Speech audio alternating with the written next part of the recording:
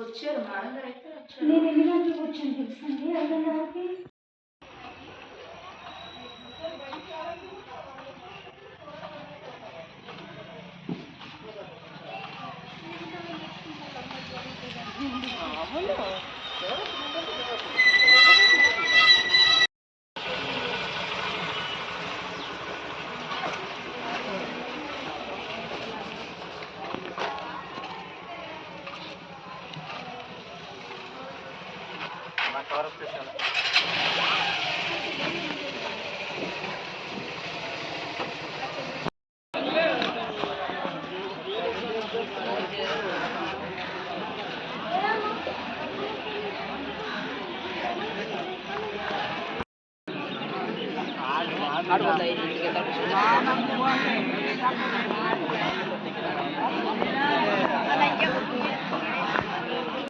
నేను కూర్చొని తింటున్నారు. ఇది విగ్రహాలు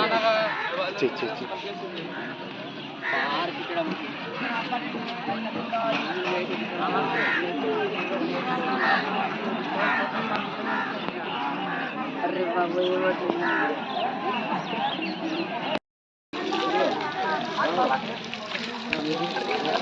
ఇది కూడా వేస్ట్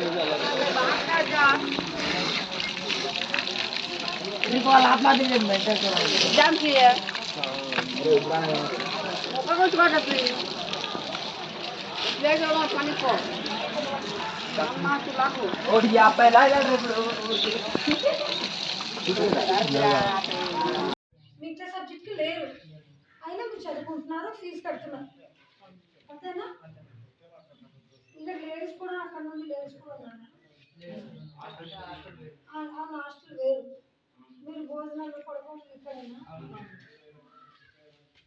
మరి టీచర్స్ లెక్చరర్స్ లేకుండా మీరు ఎలా మమ్మల్ని అడగాలి కదా, సార్ మేము ఇంత ఫీజు కడుతున్నాము, సంవత్సరం 10,000 కడుతున్నాము, మాకు సబ్జెక్ట్ లేవు, ఒక సబ్జెక్ట్కి ఒక టీచర్ లేకపోతే ఎలాగా, మేము ఎలా చదువుకుంటాము, పబ్లిక్ ఎగ్జామ్ ఎలా రాస్తాము అని అడిగారా? ఏమన్నారు? ఏంటి దసరా తర్వాత వస్తారన్నారు అంతేనా? మరి ఇప్పుడు వరకు మీరేం చదువుకున్నారా? మూడు సబ్జెక్టులు మాత్రమే మీరు ఫాలో అవుతున్నారు, మిగతా సబ్జెక్టులు మీకు రావు. మరి ఇప్పుడు ఎగ్జామ్ రాస్తారు, పబ్లిక్ ఎగ్జామ్ రాస్తారా? ఎలా రాస్తారు అంటే ఇంగ్లీష్, జిఎస్, బయోకెమిస్ట్రీ రాస్తారా? ఆ మూడే రాస్తారా పబ్లిక్ ఎగ్జామ్? మొత్తం ఎలా రాస్తారు? మరి మిగతా పాఠాలు చెప్పలేదు, మీకు అవగాహన లేదు, టీచర్స్ లేరు, లెక్చరర్స్ లేరు, మరి ఎలా ఈ పబ్లిక్ ఎగ్జామ్ రాస్తారు? పెడుతున్నారు మీకు తినట్లేదా? పెరుగు ఇవ్వట్లేదా మ్యాజిక్ గారు? మరి ఇప్పుడెప్పుడు ఇస్తున్నారు? మీకు ఇస్తే తక్కువ అని చెప్పాలి కదా. ఇప్పుడు పెరుగు నువ్వు ఏ రోజు తిన్నావు, నీకు గుర్తుంటానా లేదా? ఉంటానా? ఉదయం ఏం తిన్నావు? ఉప్మా. మధ్యాహ్నం బంగాళదుంప.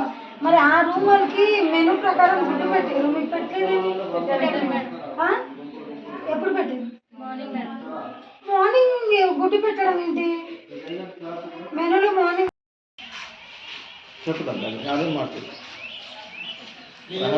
పరారీ గోడ కావాలి సార్. అది లేకపోవడం వల్ల ఏమవుతుందో గోడ లేకపోతే మాకు ఇబ్బంది అయిపోతుంది సార్, అంతే.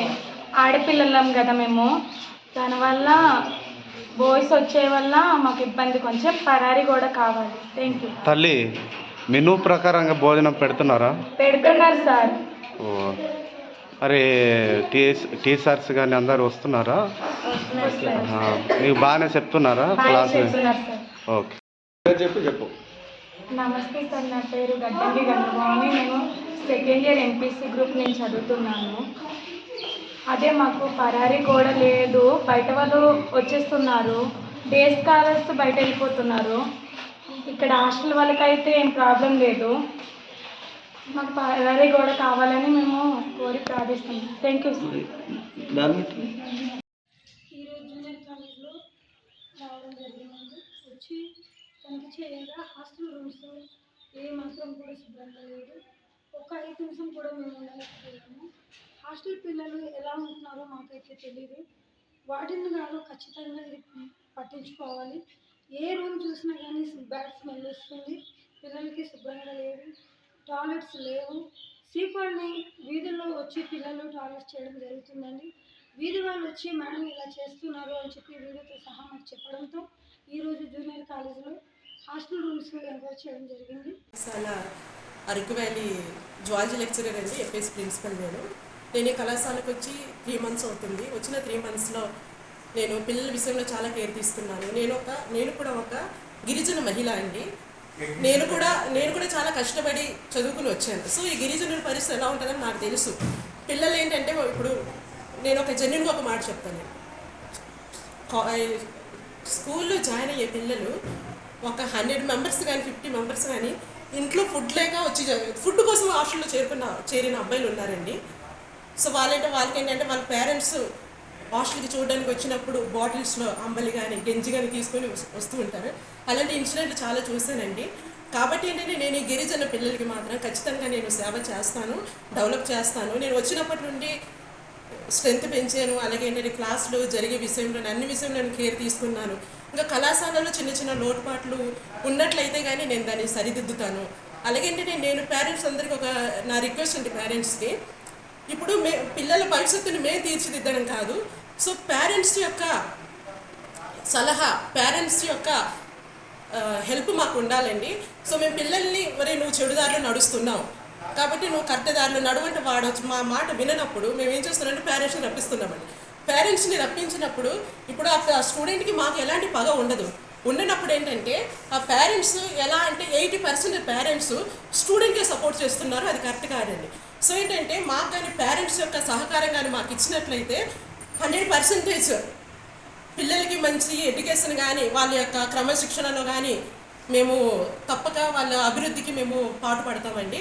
కాబట్టి అంటే పేరెంట్స్ కూడాను పిల్లలకి మేము కాలేజీలో చెప్పడం కాదండి, పేరెంట్స్ కూడా ఏంటంటే వాళ్ళ ఇంటి దగ్గర పిల్లలు వాళ్ళ యొక్క పరిస్థితి ఎలా ఉంది.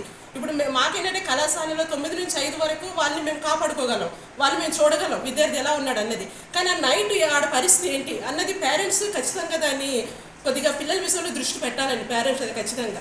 సో పేరెంట్స్ లెక్చరర్స్ అందరూ కలిసికట్టుగా పనిచేసినట్లయితే మాత్రం మనకి దేశ భవిష్యత్తు అనేది చాలా చక్కగా ఉంటుంది, యువత బాగుపడుతుంది అది.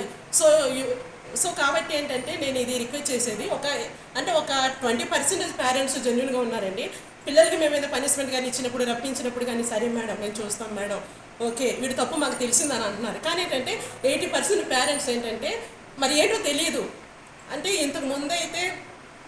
ఇంతకుముందు జనరేషన్ సంతానం ఎక్కువ ఉండేది. సో కాబట్టి పిల్లల్ని పట్టించుకునే వాళ్ళు కారేమో. కానీ ఇప్పుడు వచ్చేసరికి ఏంటంటే ఈ సంతానం కూడా తగ్గుతుంది. ఒక ఇంట్లో ఒక స్టూడెంట్, ఒక అమ్మాయి ఒక అబ్బాయి.